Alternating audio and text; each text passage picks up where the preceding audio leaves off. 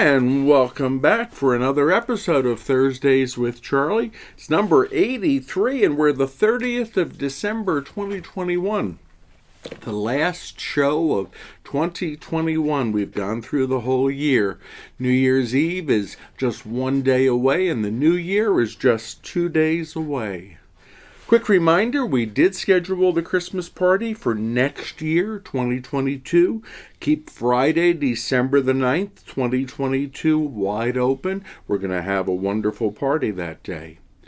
Sad to inform you that the additional shipment of Word and Song, the missalettes for the church year, have not come in. The first shipment of 200 made it through, and they were sold out almost immediately. We're hoping that the second shipment of 200 is going to be here. It might even be here before the weekend, but as soon as they come, we will make them available. The really good news is that the calendars have arrived. The 2022 St. John the Baptist Catholic Church calendar is here. It's got some beautiful artwork in it. They are available up at the church, and we'll bring some down to make them available at the Riverside for the weekend masses as well. Please feel free to take one. You can make your little notes on it. There's plenty of space inside to write notes, and there's also the saints' days and the Sundays of the year and the seasons of the year of the church year all marked out nicely. So we look forward to that being a help to you, and we're very glad to give it away as a gift from our parish to our parishioners and to our visitors. We also have some additional copies left of the Wisdom of Bishop Fulton J. Sheen for the new year, a thought for every day of the new year. We gave these away on Christmas, and we have some left, so till they're finally used up, we'll be making those available at the church and at the Riverside this weekend for as long as they last. And again, they're our gift to you, and we encourage you to take them and use them. Speaking of Christmas, between Father John Sheehan and myself, we had 6 masses for Christmas. We did a little bit of the counting. We have 789 people, kind of a nice number, 789, who attended Mass with us for Christmas. We're very, very grateful. It's not as big as it had been pre-COVID, but it's certainly bigger than it has been since COVID, so we're very grateful for that. The count on the Christmas collection, and again, remember, it will not be finished until I open my Christmas cards, because people still have a habit of putting Christmas envelopes in with the Christmas cards, and I don't open them right away. But we were over $19,000 the day after Christmas for the Christmas envelopes we had received here at church. We'll keep you updated on that, but we're very grateful for such a generous outpouring, especially given the limited number of people that we were able to have this year. Certainly better than last year. Christmas 2021 was much better than Christmas 2020, and we hope that Christmas 2022 will be much better this coming year as well. Now, a reminder, this coming weekend, January 1st, Saturday, is New Year's Day. January 1st, we will have Mass at 9 a.m. in the morning to commemorate New Year's Day and Mary, the Mother of God. It is not anywhere in the United States a holy day of obligation when it falls on a Saturday or a Monday. Next year it will fall on a Sunday, so it'll be really, really nice. But we will have the one Mass on Saturday at 9 a.m. in the morning. There will be no evening masses this Saturday, so no 4 p.m. Mass at the Riverside and no 6 p.m. Mass at the church this Saturday. The Sunday Masses are for the Feast of the Epiphany, and that will be on Sunday, January 2nd, the 8 a.m. Mass at the church, the 10 a.m. and the 12 noon Masses in Don's Celebrity Theater at the Riverside. Feast of the Epiphany commemorates the arrival of the Magi, the three kings that the Gospel of St. Matthew describes. And they came from faraway places, we suspect somewhere in the east, to visit Jesus, Mary, and Joseph. The Gospel actually says that they visited the house where Jesus was, and they saw his mother Mary. It doesn't actually say that Joseph met the three kings. But lots of legends have developed about the three kings over the years. Certainly the star catches our attention, the beautiful star in the sky, and astronomers have tried to calculate back to that year and what that star that seemed so exceptionally bright might have been. There's theories that it was a lining up of several planets as well as a star into extreme brightness. There's all sorts of explanations that it might have been. But whatever it was, it must have been visually very, very beautiful. And over the years, a number of things have developed more in the form of legend about the three kings. The Gospel mentions three gifts, and so we kind of assume from that gold, frankincense, and myrrh that there must have been three people who brought them, and since they were expensive gifts, we assume that they were kings, magi, coming from afar. The word magi, by the way, can also mean magician. So in my leg of thinking, I like to think that three famous magicians visited Jesus on that day that we celebrate as the Epiphany. But over the years, legends have developed about their names, and most legends have decided that their names were Casper, Balthazar, and Melchior, CBM. That's why some people still have the custom of taking a piece of chalk and writing on their doorpost or the little ledge above the door, CBM. Casper, Balthazar, and Melchior, as well as the name of the year. This time it will be 2022. There's also a beautiful legend you may have heard that there were actually 4 wise men, and that the 4th wise man got lost. He never met up with the other 3, and that he kept searching for Jesus, and he finally encountered Jesus, but it was 33 years later on the way to the cross when Jesus was making what we would call the first stations of the cross, his road to Calvary, that the 4th wise man found him. That's purely in the realm of legend. It's not in the realm of gospel stories. But it is kind of a beautiful thing that this man searched for 33 years to find the Lord and finally succeeded in finding him on the way to completing his work of saving the world. New Year's Eve and New Year's Day. New Year's Eve is tomorrow, and certainly there's a lot of things that come to mind with New Year's, a lot of reflection. We think about the past, we reflect on where we are in our lives, we plan, we look forward to the future.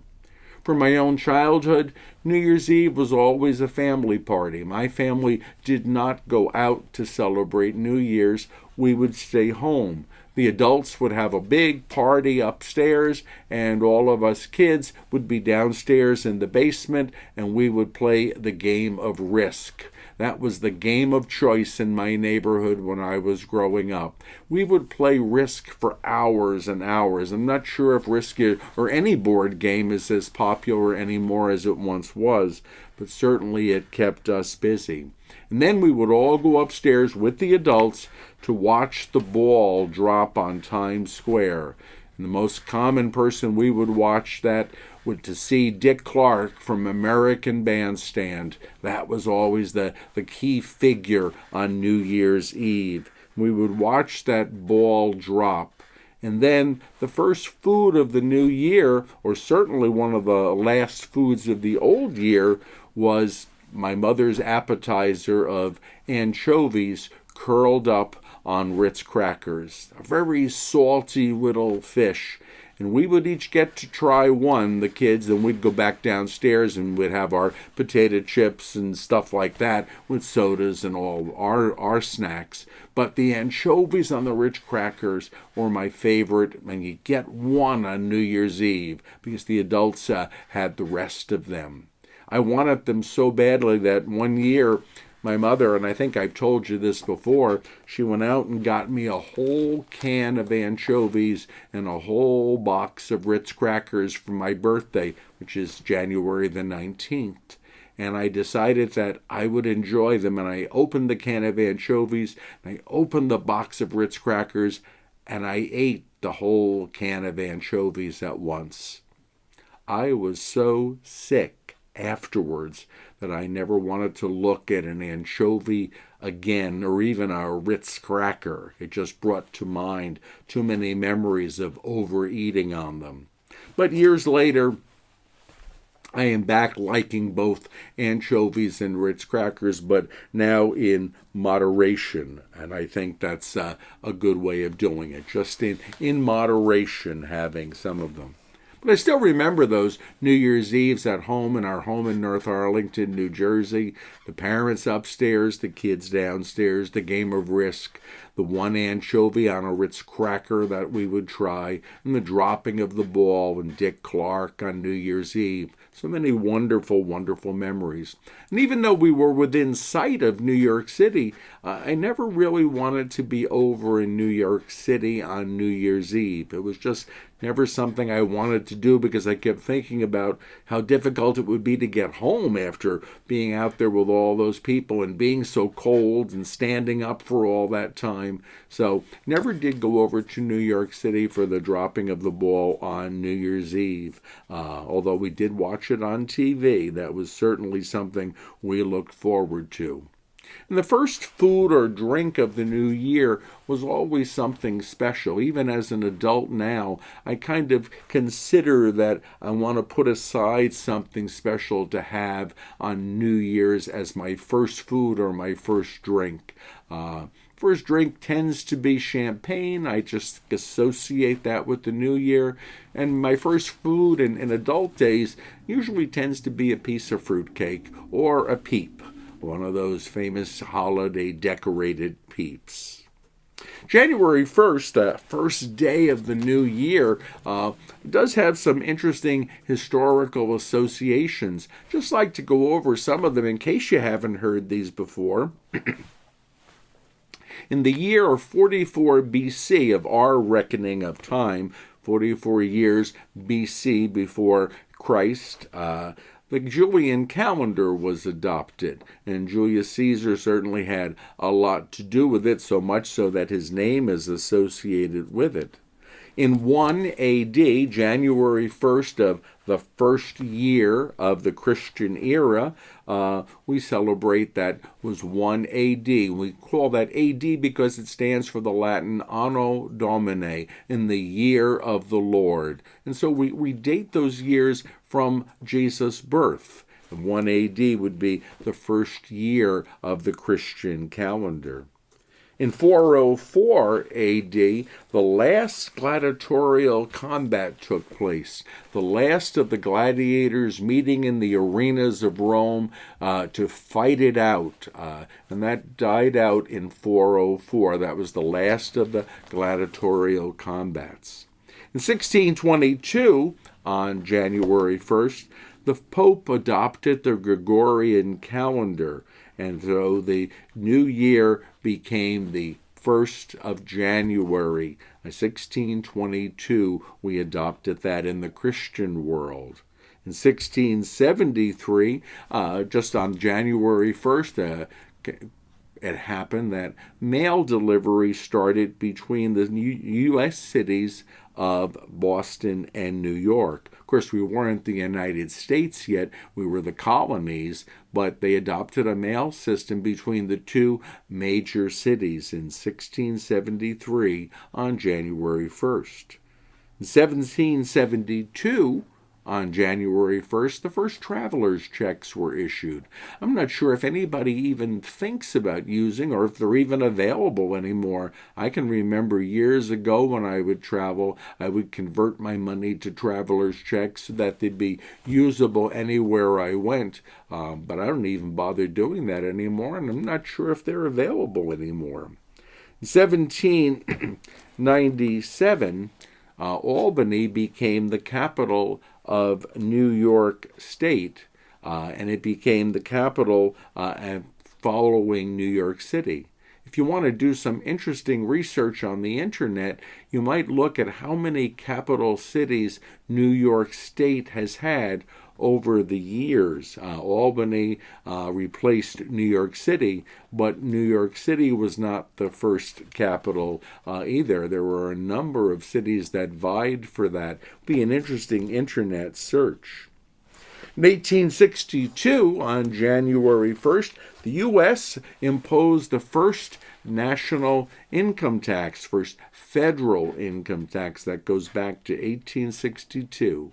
In 1863, on January 1st, the Emancipation Proclamation was issued by President Abraham Lincoln. The Emancipation Proclamation officially freeing the slaves, and this was during the Civil War. In 1890, on January 1st, we had the first Rose Parade in California. The very first. So many people still watch that parade and look forward to it. In 1892, on January 1st, Ellis Island opened off New York City, and it was through Ellis Island that more than 12 million legal immigrants were admitted to our country over the years. That was the entry point through Ellis Island. Many of our ancestors came through that immigration process, and we became very familiar with it. Ellis Island will always in history be connected with that immigration process. 1908 was the first time that the ball dropped in New York Square, in Times Square, on New Year's at midnight. So since 1908, that ball has been dropping. I know there's some concern that whether the ball will drop again this year. I think it's been resolved in favor of the fact that it will continue to drop. In 1935, on January 1st, the first Orange Bowl football game took place, and that certainly has become a tradition on New Year's. In 1962, a very famous thing, the very music group called the Beatles was rejected by Decca Records on January 1st, 1962. I bet Decca regrets to this day doing that. They could have been the record company for the Beatles, but they didn't, and the Beatles went elsewhere. In 1966, we started seeing cigarette warnings beginning January 1st, 1966, warning that cigarette smoking could be harmful to your health, and those still remain to this day on cigarette packages.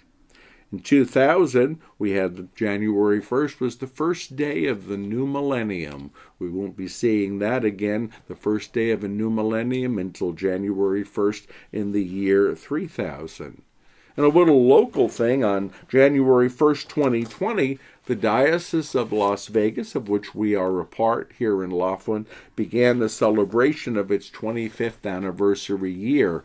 Alas, most of the celebrations of that year were canceled or cut short or greatly curtailed because of the COVID virus. So we'll probably wait and do something big for 30 or 40 or 50 years in the diocese in the years to come. Wherever you are in the world and whatever your age, there are certainly a number of customs that go along with the new year that are kind of fascinating to think about and to participate in. Perhaps the most common one, no matter where you are, is the idea of making a New Year's resolution. What's your resolution for the new year? What are you going to do differently this year that you hadn't been doing in the previous year? 71% of all New Year's resolutions have to do with changing your diet are trying to be more healthy. 71%, most of our resolutions, I'm going to eat better, I'm going to exercise more, I'm going to take care of my health better. And certainly those are valid and good to make each year. The problem is they tend not to last. By the middle of January, most people have given up on many of their resolutions. There are certain foods that over the years have been accustomed to be consumed on New Year's. I think the beverage of choice for most people that they associate mentally with New Year's is champagne. It's a festive beverage. It's something that is certainly connected with parties and good times. In places in the United States, black-eyed peas are considered to be the food of choice for New Year's, or in down south, a lot of people eat lentils as a welcome in the new year. In various other places, pork or ham, or I guess ham is a form of pork, but fish is considered to be a good food for the new year. And certainly down in the deep south, cornbread has got a connection with the new year. Wherever you are, though, it tends to be some foods that are associated with what you're going to have on the new year, perhaps as your first food of the new year, or certainly as a New Year's dinner on January 1st. The other thing associated with the new year is noise. Ever since we can remember, noise has been associated with New Year, whether it be the shooting of guns, the ringing of bells, the shooting of firecrackers. Those are all celebrations that are connected with welcoming in the new year. Maybe there's some tradition behind it of scaring off the past, but certainly welcoming in the new year. And various nations have various customs. Just looked up a couple of them over here. In Brazil, for instance, it's customary to wear white on New Year's Day. It represents a clean slate, getting ready for the new year, being clean, pure, and ready for the new year. In Denmark, it's customary to smash plates. You take some old chinaware and smash it against the wall, preferably outside, to just kind of, again, it helps with the noise, but it also gets rid of something that's old from the old year. You're ready for the new. In parts of Spain, it's customary to eat 12 grapes, no more, no less, but to eat 12 grapes, one for each month of the coming year. It's said to ensure good health and happiness to do that, and it's quite an elaborate custom. In England, it's customary to kiss and hug at midnight to make sure that you're with somebody, and you would kiss and hug and welcome in the new year with love. In Colombia, it's customary to run with an empty suitcase around the block. I guess it indicates the fact that you want to be prepared for travel or for wherever the new year may take you, but it's kind of an interesting custom to grab a suitcase that's empty and run around the block once or twice. In upstate New York, there are places where you smash a clay pig. Like a piggy bank, you would take that and smash it. I guess it goes back to the idea of smashing the plates, too, that you're getting rid of something old and you're getting ready for something new. Russia has the custom of the icy New Year's Day swim. You jump into cold water and swim for a little while. I guess that has a cleansing effect. It certainly will wake you up, so you'll be awake for the new year to do that. In Thailand, it's customary to sprinkle yourselves with talcum powder. Might be very pretty or beautiful, and certainly should probably smell good to do that, but the idea of the talcum powder being all over everything is kind of messy to think about. In Persia, eggs are exchanged. And that's a custom that has, down through the centuries, been available in a lot of countries, that you would pass eggs from one person to another, a sign of good health, a sign of fertility, a sign of abundance, a sign of good eating in the new year. In Puerto Rico, it's customary to play jokes that involve buckets of water being sprinkled on one another. I think I will avoid visiting Puerto Rico for New Year's. The custom does not seem terribly appealing to me. In other places, it's customary that you judge the new year and you prepare for it by the color underwear that you're going to wear for New Year's Day. Just a few of them. Yellow suggests that you are looking for a new year full of luck. Red suggests that you're looking for a new year full of love. White suggests that you're looking for a new year that's going to be full of peace for you. I'm probably going to wear white, but I'm hoping that nobody will check on New Year's Day. Other places have the custom, and it's an interesting one, that you would write a note to yourself and place it in a glass jar and read it the following year. That you would see where you're at, what you're thinking of on New Year's as you begin the new year, and that the end of the year you would take the note out of the jar and you would look at it. I kind of think that might be a nice idea. It's sort of like a personal time capsule to have. In some places, they have the custom of eating something that is circular. So like a donut would be, or a bagel would be, an appropriate meal for the new year, or an appropriate snack. The idea of time continuing in a circular motion. The Romans had an interesting custom on their New Year's, whether it began on March 1st in the old calendar or January 1st in the new, that they would exchange coins and figs, and they would exchange honey and gifts. We still have that tradition. We connect a lot of that with Christmas, but the Romans did it for the new year as a sign of prosperity. And the Roman god, for which the month of January is named, Janus, the Roman god Janus is known for having two faces, one facing the future, one facing the past, that we're kind of in the middle. We're between the past that we've already lived, and we're getting ready for the future that we have yet to live. The Romans also had the tradition of working at least part of the day on the new year. It was a holiday when the new year began, but the holiday began after a few hours of work, that you would do your chores, that you would do your livelihood as a sign of, again, the prosperity, the good wishes for the new year.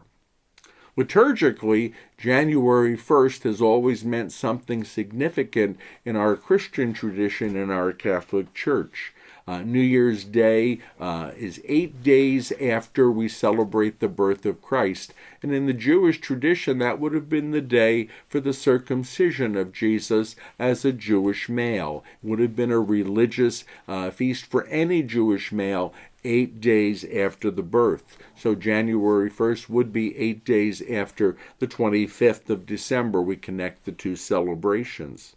More traditionally, we celebrate January 1st as honoring Mary, the Mother of God, one of her prime titles. In Greek, the Theotokos, the Mother of God. We honor Mary with that on New Year's Day. In more recent years, the popes have tried to set New Year's Day as the World Day of Prayer for Peace. That has never quite taken off, although there is a special set of readings that can be done. Most people choose to do the readings honoring Mary, certainly the Mother of God, and certainly praying for world peace. But all three come together on January 1st, Jesus' circumcision, Mary as the Mother of God, one of her primary titles, and the World Day of Prayer for Peace. So whatever you're going to wear, whatever you're going to eat, whatever you're going to resolve, on whatever you're going to pray for as the primary intent of your prayers on that day, please know the new year is a great time for looking back on where we've been and looking ahead to where we have yet to be. Pascal should be coming down and joining us, bringing our Latin greeting for the new year.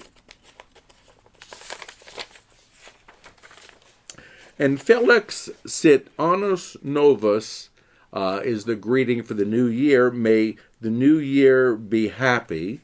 And then the Roman numerals MMXXII.